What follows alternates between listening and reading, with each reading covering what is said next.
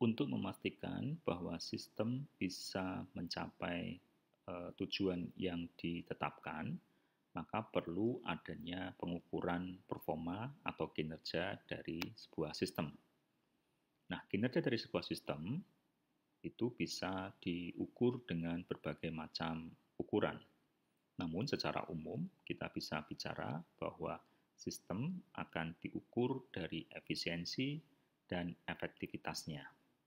Efisiensi dengan efektivitas merupakan dua term yang berbeda. Jadi, jangan sampai keliru menyikapi arti dari efisiensi dan efektivitas. Efisiensi merupakan ukuran terkait dengan perbandingan apa yang diproduksi dengan apa yang dikonsumsi. Mungkin mudahnya adalah penggunaan sumber daya untuk mencapai tujuan dari sebuah sistem. Sebagai contoh misalnya, sebuah motor akan dikatakan memiliki energi yang performa yang efisien apabila misalnya dengan hanya menggunakan 1 liter bahan bakar, dia bisa menghasilkan horsepower sebesar sekian misalnya. Nah, di mana mungkin akan lebih efisien lagi apabila hanya dengan menggunakan setengah liter, dia bisa menghasilkan tenaga yang sama dengan yang 1 liter. Dan akan lebih efisien lagi jika dengan 1/4 liter BBM bisa menghasilkan horsepower yang sama juga. Jadi efisiensi lebih cenderung kepada sumber daya yang digunakan untuk mencapai tujuan. Sebagai contoh misalnya, baterai pada smartphone kalian. Baterai yang digunakan misalnya dicas cukup dalam waktu 1 jam, kemudian bisa dipakai hingga tempo waktu 20 jam misalnya. 1 jam bisa dipakai 20 jam. Bandingkan efisiensinya apabila kita mendapati handphone yang harus di-charge dalam tempo waktu 1 jam, tetapi hanya bisa digunakan dalam tempo waktu 10 jam saja. Berarti efisiensi handphone yang pertama tadi 50% lebih baik dari baterai yang kedua.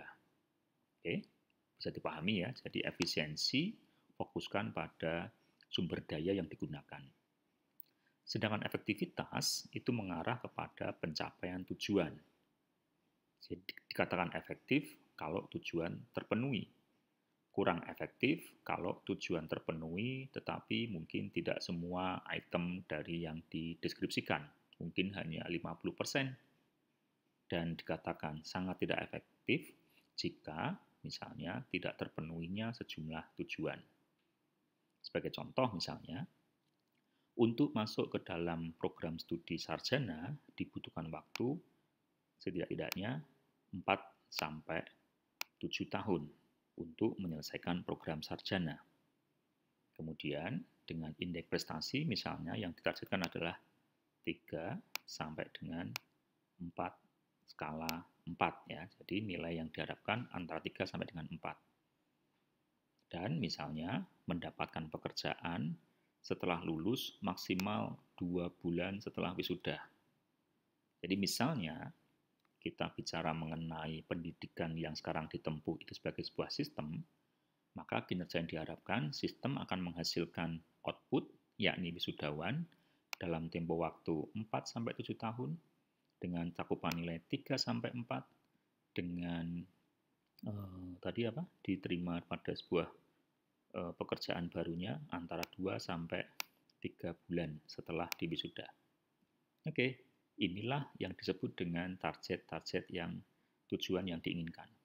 Seandainya ternyata sistem itu hanya bisa menghasilkan mahasiswa dengan efektivitas 5 tahun, kemudian masa studinya, indeks prestasinya mungkin 2, kemudian mendapatkan pekerjaan di bulan yang ke-6 misalnya, terbayangkan kan bahwa tingkat efektivitas sistem ternyata buruk.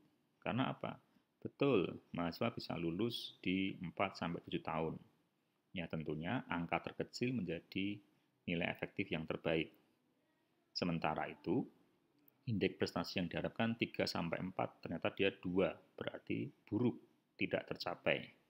Dan masa waktu tunggu untuk mendapatkan pekerjaan itu 2-3 bulan, dia 6 bulan, jadi buruk.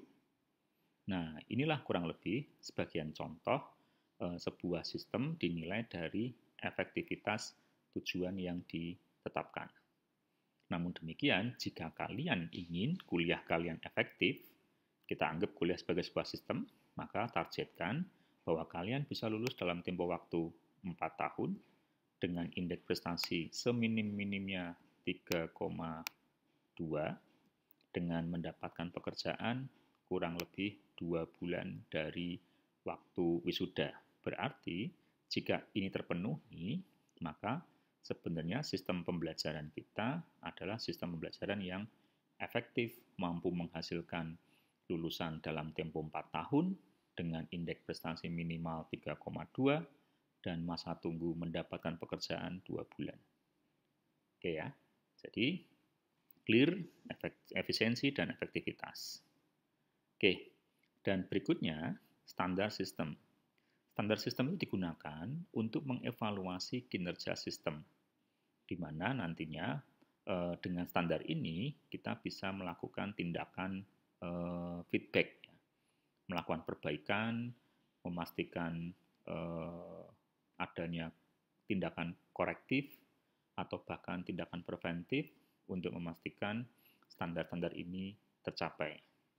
Setelah standar ditetapkan, maka tentunya perlu dilakukan audit atau pengukuran kinerja. Nah, pengukuran kinerja dilakukan dengan melihat hasil yang sedang diproses itu, masuk ke dalam tahapan proses, menjadi output, kita bandingkan dengan standar yang kita terapkan. Jadi contohnya bisa dikatakan juga ini merupakan standar yang kita inginkan. Setelah terukur, ternyata si anak itu menghasilkan ya ini. Kalau ada variasi nilai seperti ini, maka tentunya standar sistem ini menjadi acuan, perlu tidaknya dilakukan tindakan korektif. Oke.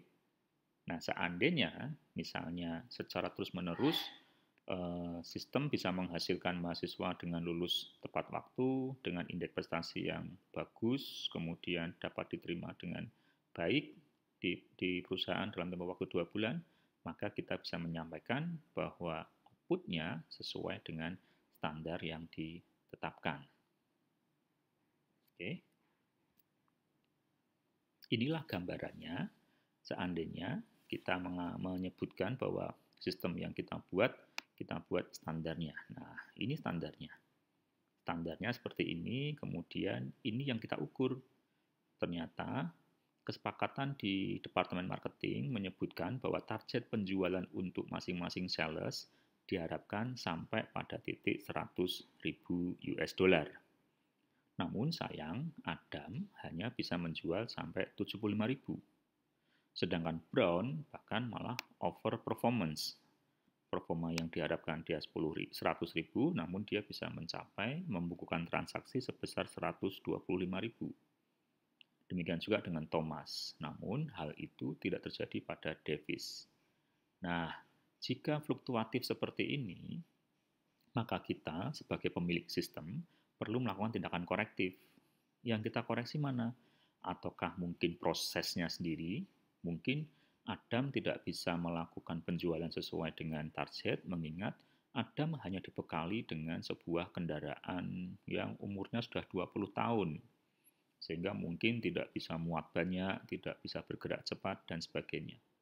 Nah, tindakan korektifnya berupa perbaikan armada untuk transportasi bagi si Adam. Namun, jika hal ini terus dilakukan, perbaikan dilakukan, namun hasilnya tetap sama, berarti tindakan korektif secara lebih komprehensif keseluruhannya perlu dipertimbangkan. Bukan hanya proses marketingnya saja yang diperbaiki, jangan-jangan kita mendapatkan staff sales ini atau input ini merupakan sales-sales yang memang tidak terdidik dengan baik. Berarti inputnya tidak seperti yang diharapkan. Ingat kan bahwa feedback bisa dilakukan untuk memperbaiki proses atau juga untuk memperbaiki inputannya. Nah, contoh yang lain ini, jadi ada standar 1%, ini yang dikatakan baik, ini yang dikatakan buruk. Jadi fluktuatif seperti ini. Jadi sistem kita pantau, seandainya sistem fluktuatif seperti ini, maka perlu kita perhatikan untuk melakukan tindakan korektif. Agar diharapkan ya paling tidak sistem bisa menghasilkan output dengan standar yang sesuai diinginkan.